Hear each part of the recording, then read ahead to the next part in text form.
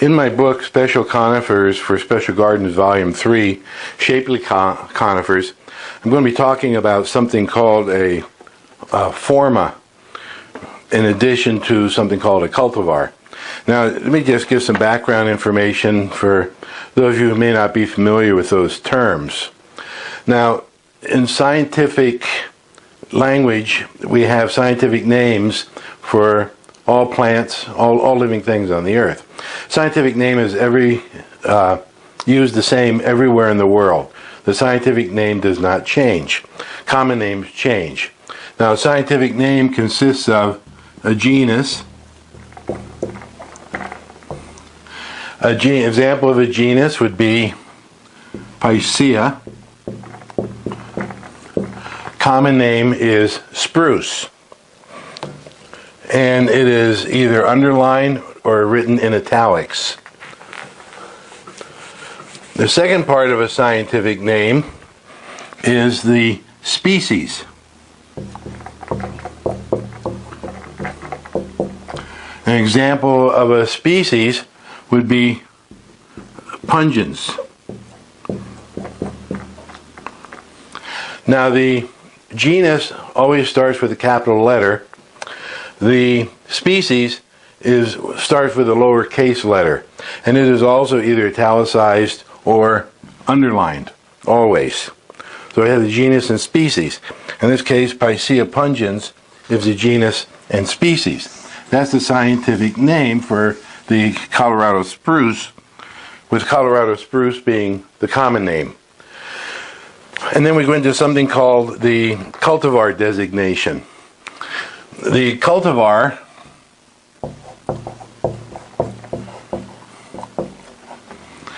is a special selection that was made based upon some garden attributes that someone valued. And it was the plant itself grew in a way that was different than any other member of the species. For example, in Picea pungens, we have a cultivar name Hoopsii. That's the cultivar.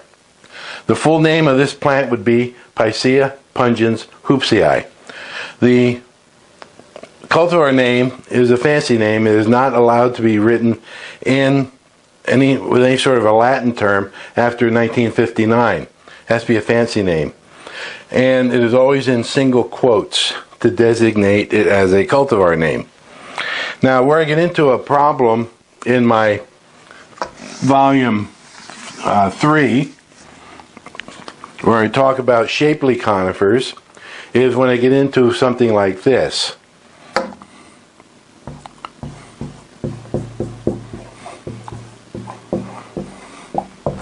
A cultivar name like pendula.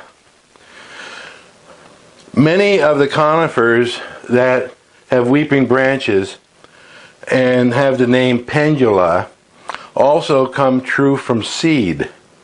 When that happens, it is very difficult to designate a particular plant as being a cultivar name. Like pendula often is not a true cultivar name because a plant growing in the garden under that name may not be able to be traced back to a mother plant.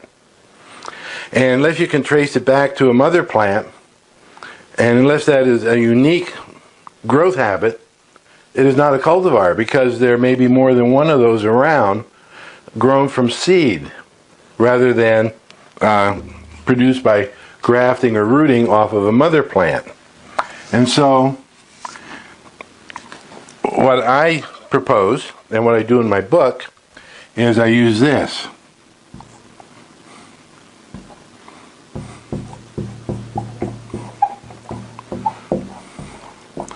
I do this where it is appropriate. Now, lowercase f period, and those are all in small letters. This means forma. Forma pendula. That means it has the pendulous form. For example, I'm going to talk about Pinus strobus in my next video. And Pinus strobus pendula is the one I'm going to talk about, and the different weeping forms of Pinus strobus. There's a number of them around. And Pinus strobus pendula comes true from seed. And so when you have a pendula growing in your garden, that might be a seedling. It might not be traceable back to an original mother plant. So then we call it a forma. Now, where the term forma comes from, under the species designation,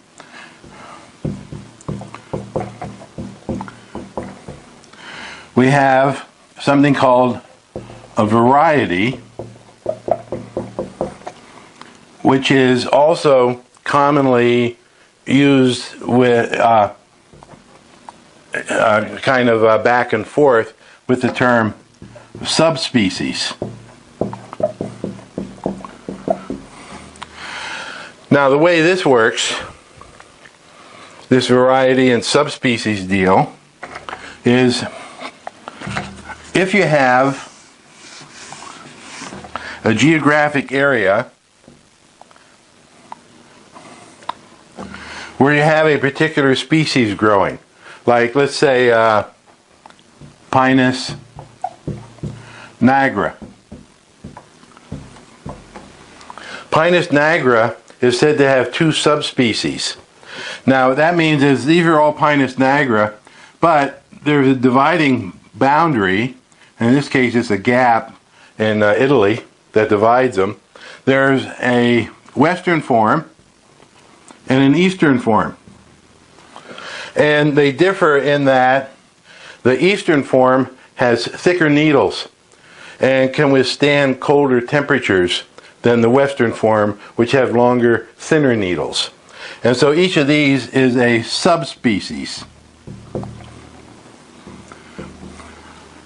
And each of these subspecies is thought by some to have areas where there are common characteristics that differ from other areas.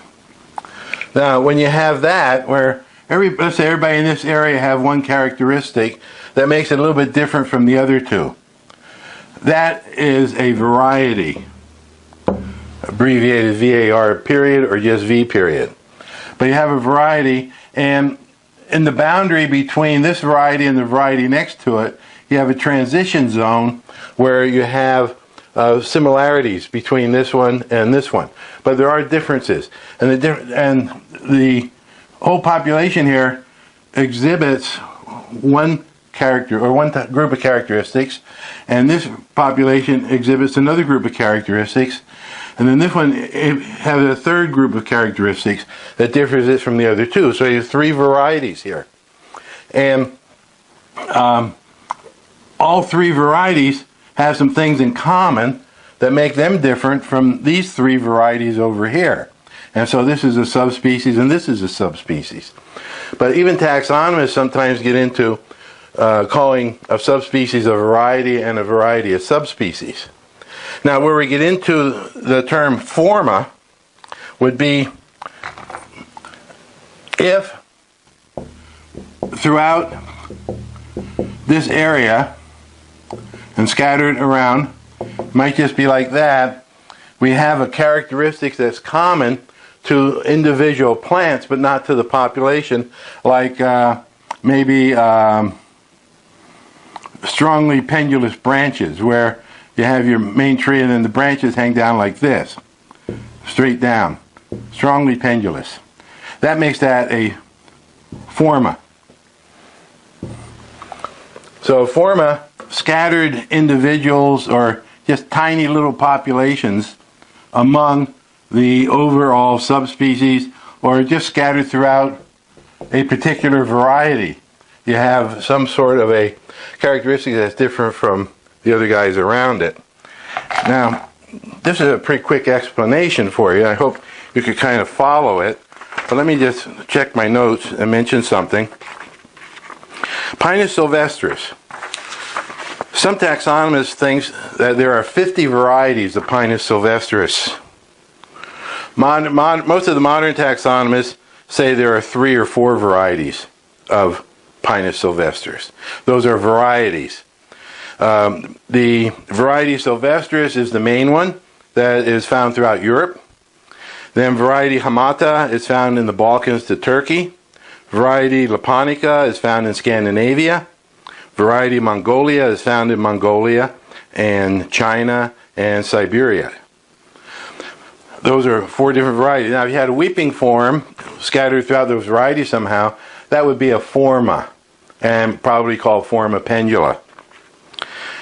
Now, I know there are different characteristics in these varieties. For example, my friend Lane, when he used Sylvesters for grafting, he always said to use the Spanish form. I'm not too sure with the Spanish form. That would be one of those 50 varieties. You have to check. I think it might be the Laponica, but Laponica goes up into Scandinavia, so I'm not sure about that either. But with these 4 varieties, definitely those. But if you read the seed sources or the seedling grower, they will list the Spanish form. Lane liked that because he said it got a better root system under it. Now, when you go back to this Pinus nigra, where we have 2 subspecies, western subspecies and an eastern subspecies. The eastern one is called subspecies nigra and is thick-leaved, which means it can take more severe weather. And there are 3 varieties. There's variety nigra, which is found in Austria and the Balkans. There's variety Caramanica, which is found in Greece and Turkey. And there's variety Palasiana, which is found in the Crimea and some in the northern Turkey. And yet, in doing research, I've discovered that Palasiana is common throughout Turkey, and that covers a large part of Turkey. So I'm not sure exactly how they determined, how the taxonomists determined where the Palasiana was. But Palasiana supposedly is the one that gives us all the fastigiate forms of Pinus nigra, which I'll be talking about later on when I do the fastigiate varieties. The western subspecies, subspecies Salzmanii, is thin-leaved, not quite as hardy. You have variety Salzmanii, which is Spain and France. You have variety Corsicana, which is Corsica and Italy. And you have variety Mauritanica, which is Algeria and Morocco. And from what I know, the Mauritanica also goes over into Turkey, and that forms the large globose selections that are being grown in Turkey. Anyway, I hope that gives you some idea of what we mean with genus, species, cultivar, variety, subspecies, and forma. And these subspecies, these 2 different subspecies, since they are subspecies, that means they are fertile to each other, so you could take pollen from Austrian pines here and pollinate ones over here and get viable seed because they're a subspecies. That means they are interfertile. And of course the different varieties are also interfertile, and you do have the boundaries between the varieties, but interestingly enough here there's a wide gap between the 2 subspecies. Not sure what happened there. Hope that gives you some idea about this, and I'm hoping you watch this before I talk to you about the weeping forms of Pinus strobus. Anyway, when I talk about the weeping forms of Pinus strobus in my next video, I'm going to refer back to this one. So if someone didn't watch it, they can go back and watch this for better understanding of the terminology I'm using. So if I confused you a little bit, just go ahead and Google those terms, and Wikipedia has a pretty good explanation of it. It gets a little bit technical, but I think most people can follow it. That's my taxonomy lesson for today. Thanks for your attention.